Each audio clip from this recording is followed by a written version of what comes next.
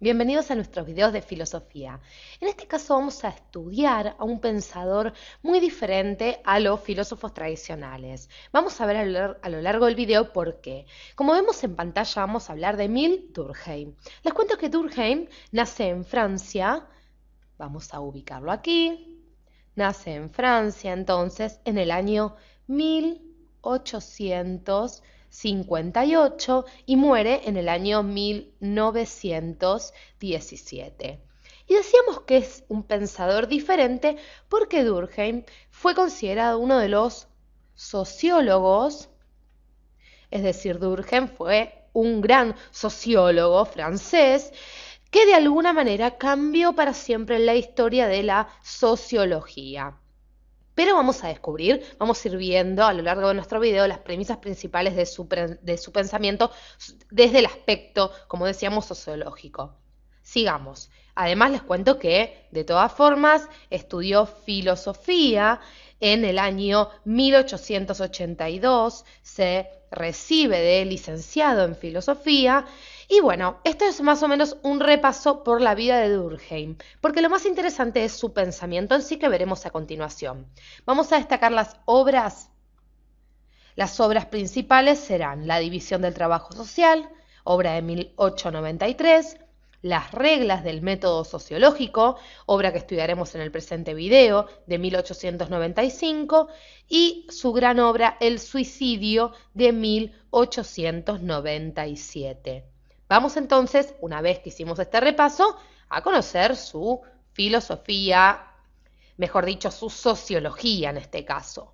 Porque dentro de su obra capital, Las reglas del método sociológico, como estamos viendo aquí, recordamos obra del año 1895, lo que va a hacer Durkheim es presentar un concepto clave. ¿Qué concepto clave se presenta en las reglas del método sociológico? El concepto de hecho social. Y no desesperen, porque vamos a ir paso a paso comentando qué es el hecho social. Les cuento que los hechos sociales van a ser el objeto de estudio para Durkheim de la sociología. Entonces van a ser el objeto de estudio para Durkheim de la sociología. Cabe hacer esta aclaración. Los hechos sociales consisten, vamos a anotarlo, en formas de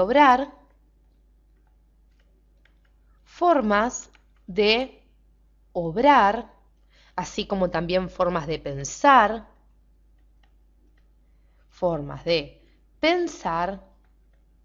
sentir también, exteriores al individuo. Exteriores, entonces, al hombre. Vamos a hacer el típico dibujito del hombre que solemos hacer en nuestros videos de Educatina. Ahora bien, sigamos adelante.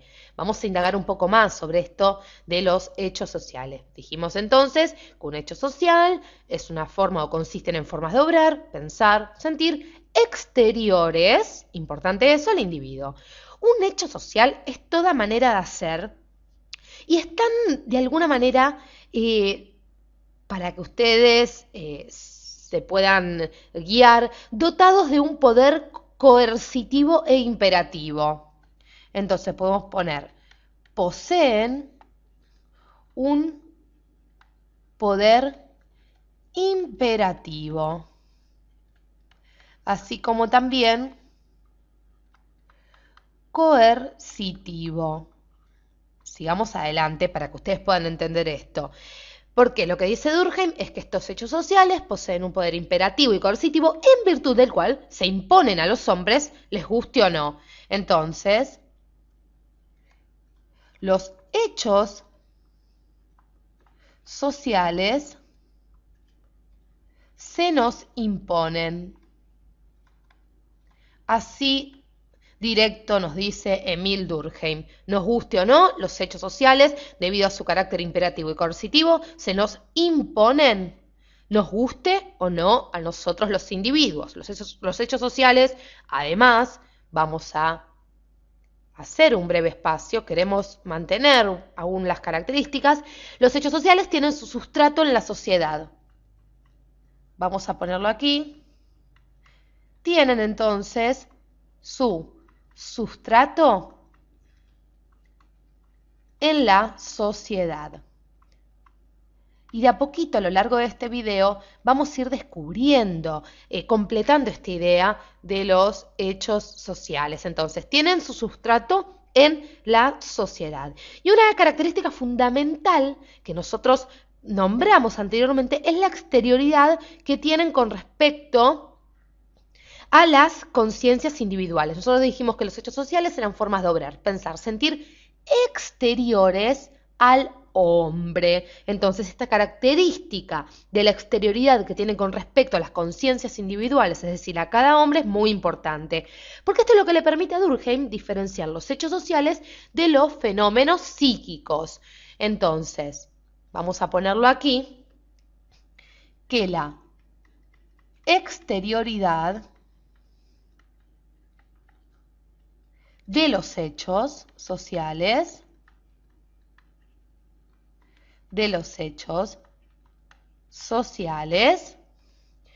permite entonces, vamos a ponerlo así, permite diferenciar entre lo que son entonces, como decíamos, los fenómenos psíquicos,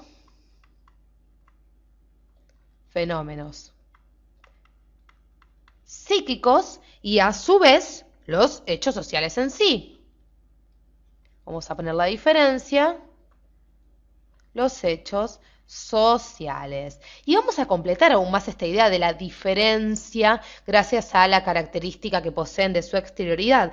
Porque, de alguna manera, para que se dé para que se den una idea más clara, los hechos sociales son como costumbres o creencias existentes en la sociedad. Y como decíamos, influencian gracias a su poder coercitivo, como decíamos anteriormente, a los hombres les guste o no, es decir, se nos imponen. Por ejemplo, un ejemplo sería cuando al niño nosotros le enseñamos buenos modales. Le enseñamos al niño buenos modales, les guste o no. Tienen un poder imperativo, coercitivo. Recuerden esto. Para que exista un hecho social, vamos a hacer un nuevo espacio, porque esta idea también es muy interesante. Vamos a volver a poner este concepto entonces de hecho social. Y lo que decíamos nosotros es que para que exista un hecho social debe haber varios individuos que hayan mezclado sus acciones. Entonces, para que exista varios hombres, varios individuos, deben haber mezclado sus acciones.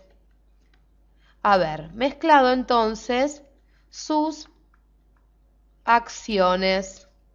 Seguimos adelante. ¿Por qué? Porque esta combinación, a su vez, va a dar, dice Durkheim, algo nuevo. Es necesario que esta combinación, que esta mezcla de las acciones entre un grupo de hombres haya dado entonces ni más ni menos que algo nuevo. Inclusive Durkheim sostiene que para comprender la forma en que la sociedad se representa a sí misma y al mundo que la rodea, hay que considerar la naturaleza de la sociedad misma y no la de los particulares. Entonces, vamos a hablar siempre de sociedad, es decir, de conjunto de personas, y no a entender el hecho social desde cada individuo. Por eso se establece la diferencia entre fenómenos psíquicos, recordemos, y entre, como decíamos, hechos sociales. Sigamos un poquito más. ¿Por qué? Porque quise resaltar un concepto clave también en las reglas del método sociológico.